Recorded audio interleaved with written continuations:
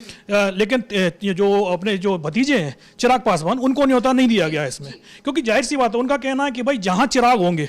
वहां हम नहीं होंगे। और चिराग पासवान और नीतीश कुमार के बीच में क्या संबंध है 2020 के बाद सबको पता है। आज दोनों एनडीए गठबंधन में हैं, तो इसलिए एक दूसरे की तारीफ उनको मजबूरी में करना पड़ रही है। क्यों भाई, यदि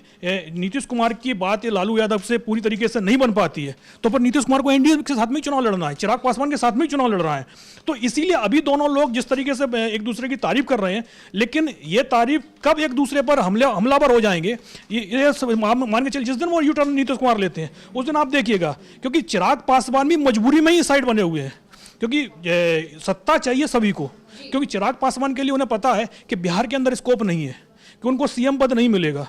मंत्री पद यदि चाहिए तो वो केंद्र में मिलेगा, क्योंकि केंद्र में इस समय बीजेपी की सरकार है। तो इसीलिए चिराग पासवान के ऊपर काफी इस समय दबाव बना हुआ है, ईडी का दबाव तो उनके ऊपर अलग ही चल रहा है। और नीतीश कुमार के लिए केंद्र का सरकार जरूरी नहीं है, नीतीश कुमार को चाहिए अपना सीएम पद, और उसके लिए जरूरी है कि जिस गठबंधन में उनकी कुर्सी सुरक्षित रहती है वो उसके साथ जाएंगे। और दूसरी बात यह है कि जो 16 दिसंबर को अमित शाह ने जो बयान दिया था, अमित शाह का वो बयान नया बयान नहीं था। अमित शाह लगातार 2015 से ये कोशिश कर रहे हैं कि जो बिहार में सीएम जो बने वो बीजेपी का बने। 2020 में कोशिश हुई थी चिराग पासवान के थ्रू, क्योंकि उन्हें लगा था कि भाई जो जेडीयू कमजोर हो जाएगी, और अगर बीजेपी ने अपना स्ट्राइक रेट जो उनका 2010 में था, यदि वही स्ट्राइक रेट बीजेपी ले आती है तो फिर बीजेपी का सीएम आराम से बन जाएगा। क्योंकि मान के चल रहे थे कि जो बीजेपी है करीब 90 क्रॉस कर जाएगी, और जो जेडीयू है वो जेडीयू करीब 30-35 सीटों पर समेट जाएगा। और यदि ऐसा होता तो संभवतः फिर नीतीश कुमार खुद ही मना कर जाते कि भैया हमको सीएम नहीं बनना है। लेकिन बीजेपी खुद से 80 के नीचे आ गई, 75 के नीचे, 73 सीटें रह गई थी बीजेपी की। तो इसलिए मजबूरी में नीतीश कुमार को बीजेपी को सीएम बनाना पड़ा था। उसके बाद आप देखो 2022 में बीजेपी का एक सम्मेलन होता है पटना में। बीजेपी के जितने भी प्रकोष्ठ हैं उनका राष्ट्रीय कार्यकारिणी की बैठक बुलाई जाती है, और उस बैठक में क्योंकि अमित शाह जबकि ये केंद्र में मंत्री थे, लेकिन ये कहा जाता है आज भी जेपी नड्डा भले ही पार्टी के राष्ट्रीय अध्यक्ष हैं, लेकिन संगठन में चलती अमित शाह की है। तो जब पटना में राष्ट्रीय कार्यकारिणी की बैठक होती है तो उस बैठक में अमित शाह का जो बयान होता है, अमित शाह बोलते हैं कि हमें लोकसभा चुनाव में अपनी जो सीटें बिहार में इनको बढ़ाना है, विधानसभा चुनाव भी नरेंद्र मोदी के नेतृत्व में हमें सरकार बनानी है। अब इन दोनों चीजों को आप देखिएगा, आप 17 सीटों पर चुनाव लड़ते हैं और 17 की 17 जीत लेते हैं। बिहार की 40 सीटें 2020 में, जो 2019 में जो चुनाव होते हैं लोकसभा के, 19 में चुनाव हुआ था पिछला वाला, तो 2019 में 40 में से 39 सीटें एनडीए को मिलती हैं।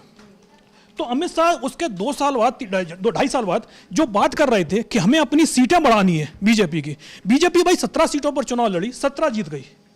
उस खाली 1 सीट कांग्रेस को मिली थी किशनगंज की। अब अमित शाह क्या बोल रहे थे कि अब अपनी सीटें कहां से बढ़ानी है? भाई किशनगंज की सीट तो जेडीयू के कोटे की थी, जेडीयू का उम्मीदवार वहां हारा था। तो एक तरीके से अमित शाह ने 2020 में ही नीतीश कुमार को मैसेज दे दिया था कि भाई अब जो लोकसभा चुनाव होगा उसमें आपकी सीटें कम होने वाली हैं और हमारी बढ़ने वाली हैं, यानी हम आपको ज़्यादा सीटें नहीं देंगे लड़ने के लिए। ये जुलाई में ये पटना में अधिवेशन होता है बीजेपी का, और उसके आप देखते हैं कि 10-15 दिन बाद ही नीतीश कुमार पलटी मार जाते हैं। क्योंकि अमित शाह ने 2 संदेश दिए थे, एक तो लोकसभा चुनाव में जेडीयू की सीटें कम होनी है,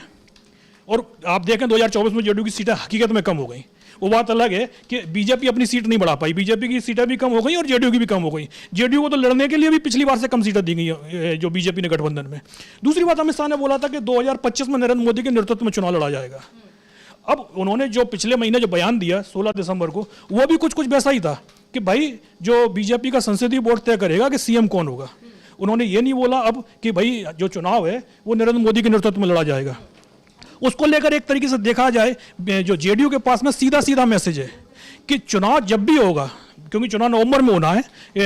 जो नीतीश कुमार की कोशिश तो खैर 1 साल से चली आ रही है कि जल्दी से जल्दी चुनाव करा लिया जाए, क्योंकि उनको वो इसीलिए दबाव में है कि जेडीयू को वो तीसरे नंबर की पार्टी को वो सहन नहीं कर पा रहे हैं। वो चाहते हैं 1 नंबर या 2 नंबर की पार्टी बनी रहे, तो जाहिर सी बात है सहयोगी पर भी दबदबा रहेगा और विपक्ष को भी बताने के लिए होगा कि भाई सरकार हम चला रहे हैं, हमारा सहयोगी नहीं चला रहा है। तो इसीलिए वो कोशिश लगातार कर रहे थे कि समय से पहले चुनाव करा लिया जाए, लेकिन अब समय से पहले तो चुनाव होता हुआ दिखाई नहीं दे रहा है। चुनाव संभवतः नवंबर तक ही जाएगा, और चाहे नीतीश कुमार इधर रहें चाहे नीतीश कुमार पलटी मार जाएं, यदि पलटी मार के भी जाते हैं तब भी हम मान के चलिएगा कि जो चुनाव है वो नवंबर में ही कराया जाएगा। तो अब जो भी स्थितियां बन रही, क्योंकि जेडीयू के पास मैसेज तो साफ साफ है कि जो चीज अमित शाह लगातार 2015 से करते हुए आ रहे हैं, और जिस तरीके से 2020 और 2022 में उनके बयान चल रहे हैं, उसमें एक चीज तो साफ है कि बीजेपी इस बार अपना सीएम बनाना चाहती है। और अमित शाह लगातार कोशिश कर रहे हैं कि भाई सीएम जो उम्मीदवार है आप उसको पहले तय कर लीजिएगा, उसके बाद सीट बंटवारे की बात की जाएगी। लेकिन बीजेपी का कहना यह है कि भाई इसको जितना लंबा समय तक टाला जाए,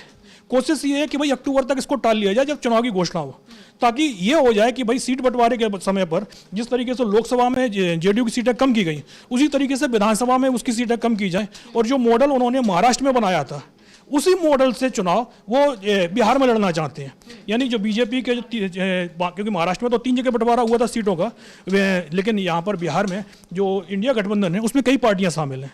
तो कोशिश ये है कि जैसे अजीत पवार को जो सीटें दी गई थी, करीब 50-55 सीटें दी गई थी महाराष्ट्र में, उसी तरीके से 40 से 50 सीटें बीजेपी अपने जो छोटे अलाइज हैं उनके लिए निकालना चाहती है, ताकि अगर महाराष्ट्र जैसे रिजल्ट आते हैं तो फिर बीजेपी नीतीश कुमार को छोड़कर यदि अपने जो एलाइज हैं उनके साथ बहुमत का आंकड़ा पार कर जाती है, तो फिर महाराष्ट्र वाला ही एक तरीके से फॉर्मूला चलेगा। नीतीश कुमार से कह दिया जाएगा कि भाई डिप्टी सीएम बनना हो तो बता दीजिएगा, या आपको नहीं बनना है तो आप कोई पार्टी से किसी को आपको बनवाना है तो आप डिप्टी सीएम बनवा लो, और सरकार में आना है तो आइए, और नहीं तो रास्ता बाहर का आपके लिए तैयार है, आप बाहर जा सकते हैं, हम तो सरकार बना लेंगे। नीतीश कुमार के पास इस चीज़ के लिए जो डर है जेडीयू के अंदर, और इसीलिए नीतीश कुमार लगातार कोशिश कर रहे हैं कि किसी तरीके से महागठबंधन के में यदि बातचीत भी होती है तो सिर्फ सीएम पद ही नहीं, और उनको जो सीट बंटवारा है उस सीट बंटवारे पर भी वो चाहते हैं कि भाई जेडीयू को कम से कम, यदि आरजेडी से ज्यादा सीटें ना मिले लड़ने के लिए, तो कम से कम उसके बराबर सीटें मिल जाएं। तो इसको लेकर अब 15 तारीख को क्या बातचीत लालू यादव से होती है, क्योंकि आपने जो बोला है